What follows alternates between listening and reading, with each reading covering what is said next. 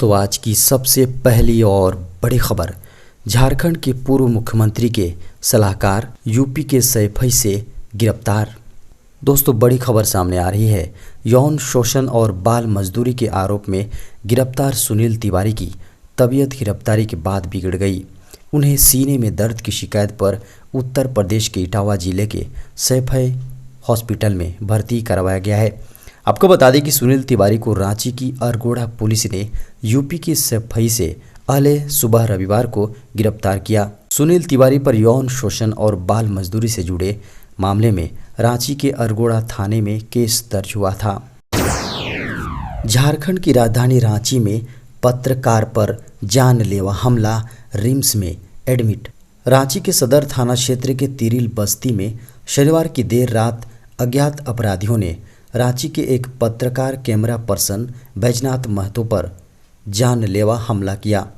Police PCR की गाड़ी ने बेसुध अवस्था में बैजनाथ महतो को सुबह 3 बजे के आसपास रांची के रिम्स हॉस्पिटल में एडमिट करवाया है।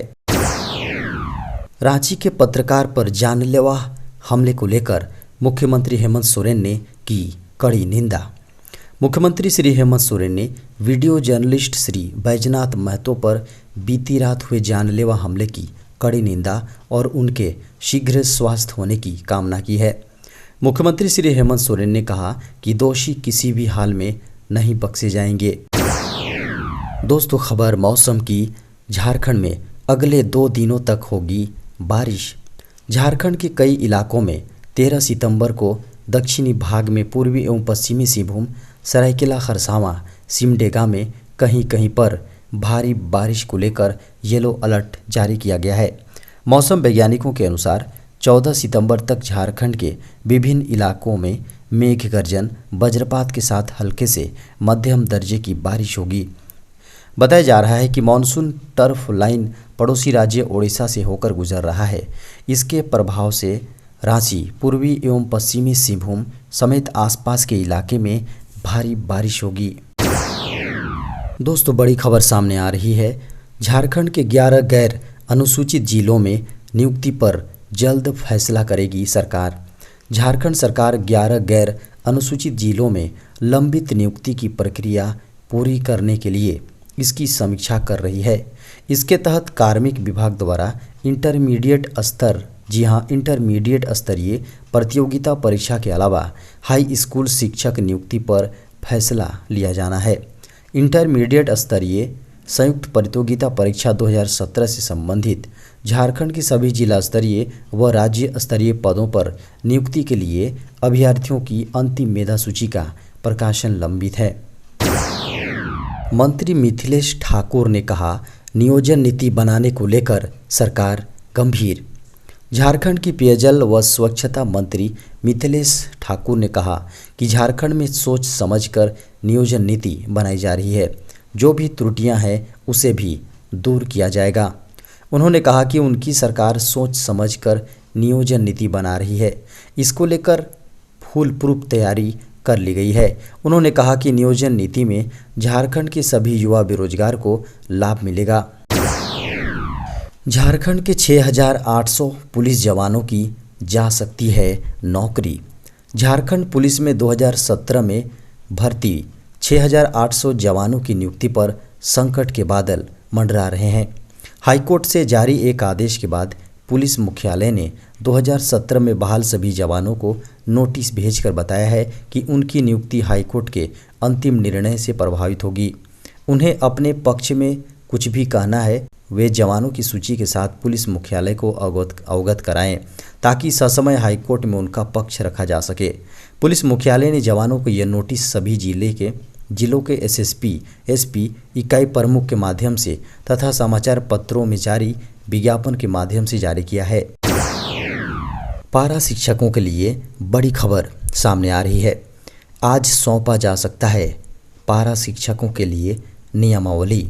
पारा शिक्षकों के लिए बड़ी खबर सामने आ रही है। मिली जानकारी के अनुसार शिक्षा मंत्री ने आज एक बैठक बुलाई है, जिसमें आज के बाद किसी भी समय नियमावली सौंप सकते हैं।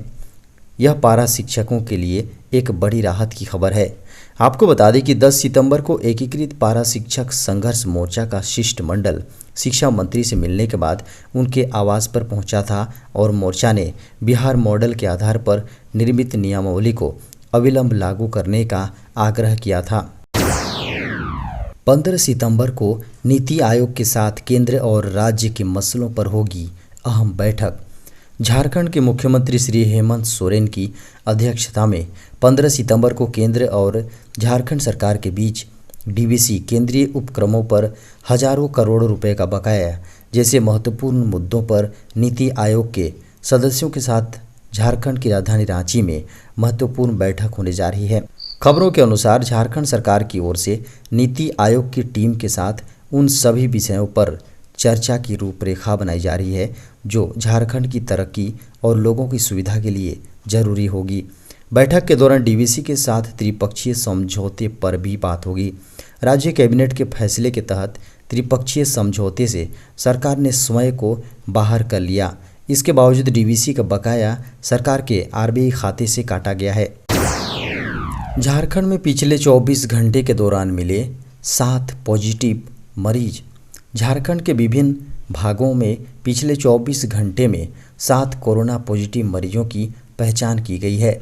इनमें से झारखंड की राजधानी रांची से 3 शामिल हैं। वहीं 21 लोग कोरोना संक्रमण से ठीक भी हुए हैं।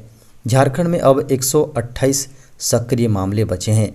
झारखंड में अब तक 3,48,055 पॉजिटिव मरीज मिल चुके हैं। इनमें से 3,42,780 ठीक भी हुए हैं। वहीं पूर्वी सिंहभूम में 1, लातेहार में 1, रांची में 3, सिमडेगा में 2 और पश्चिमी सिंहभूम में 7 मरीज मिले हैं।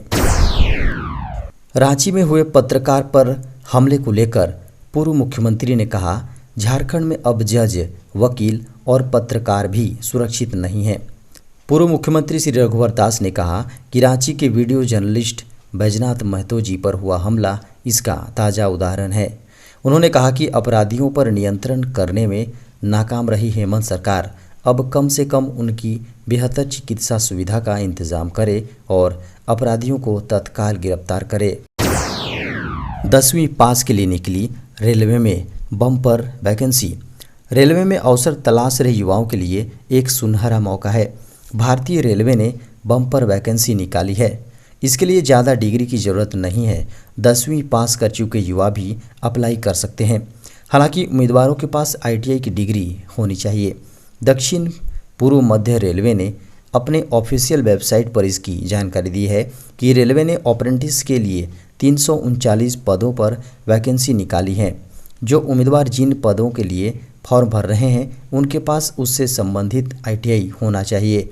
आवेदन की शुरुआत 11 सितंबर से होगी और 10 अक्टूबर 2021 तक इच्छुक और योग्य उम्मीदवार इसके लिए अप्लाई कर सकते हैं। इसके लिए कोई परीक्षा नहीं होगी, सीधा इंटरव्यू के जरिए सिलेक्शन होगा। देश में दैनिक कोरोना केस में आई कमी, सक्रिय मामले भी हुए कम। भारत में पिछले कुछ दिनों से कोविड के नए मामलों में गिरावट देखी जा रही है। पिछले 24 घंटों में देश में कुल 28,591 ताज़ा कोविड संक्रमण के मामले सामने आए हैं और 338 लोगों की मौत हुई। सक्रिय मामलों की संख्या में भी गिरावट दर्ज की गई।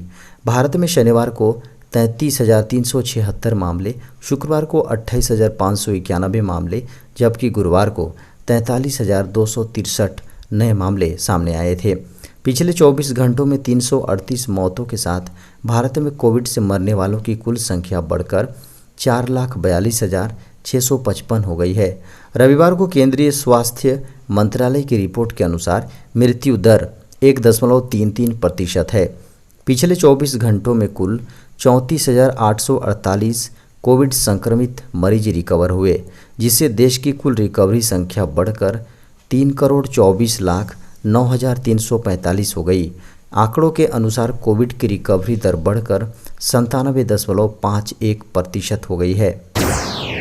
झारखंड के वित्त मंत्री श्री रामेश्वर उरांव ने कहा, स्कूलों में जल्द शुरू होगी 1 से 8वीं तक की ऑफलाइन कक्षाएं। Private school and children welfare association NSS Ranchi विश्वविद्यालय की ओर से आयोजित शिक्षक सम्मान समारोह में मुख्य अतिथि के रूप में राज्य के वित्त तथा खाद्य आपूर्ति मंत्री डॉक्टर रामेश्वर उरांव, पासवा के राष्ट्रीय अध्यक्ष श्यामल अहमद और 10 राज्यों से आए पासवा के प्रतिनिधि मंडल, जी हां, और पासवा के प्रदेश अध्यक्ष आलोक कुमार दुबे उपस्थित थे। शिक्षक सम्मान समारोह को संबोधित करते हुए झारखंड के वित्त तथा खाद्य आपूर्ति मंत्री डॉक्टर रामेश्वर उरांव ने यह घोषणा की कि प्रदेश में अब जल्द ही पहली से 8वीं कक्षा तक के स्कूल भी खुल जाएंगे। उन्होंने कहा कि पड़ोसी राज्य बिहार में स्कूल खुल गए हैं, ऐसा कोई कारण नहीं अब दिखता है कि झारखंड में भी स्कूल ना खोला जाए। अब आधार जैसा मिलेगा आपका unique health card. Digital health mission के तहत सरकार हर व्यक्ति का यूनिक हेल्थ कार्ड बनाने जा रही है। यह कार्ड पूरी तरह से डिजिटल होगा, जो देखने में आधार कार्ड की तरह ही होगा। इस कार्ड पर आपको एक नंबर मिलेगा, जैसा नंबर आधार में होता है। इसी नंबर से स्वास्थ्य के क्षेत्र में व्यक्ति की पहचान होगी। इसी नंबर के जरिए डॉक्टर उस व्यक्ति की पूरी रिकॉर्ड जानेंगे। इसी यूनिक कार्ड के जरिए पता चल जाएगा कि फलां व्यक्ति कहाँ कहाँ इलाज करा चुका है। उस व्यक्ति की सेहत से जुड़ी हर एक जानकारी इस यूनिक हेल्थ कार्ड में दर्ज होगी।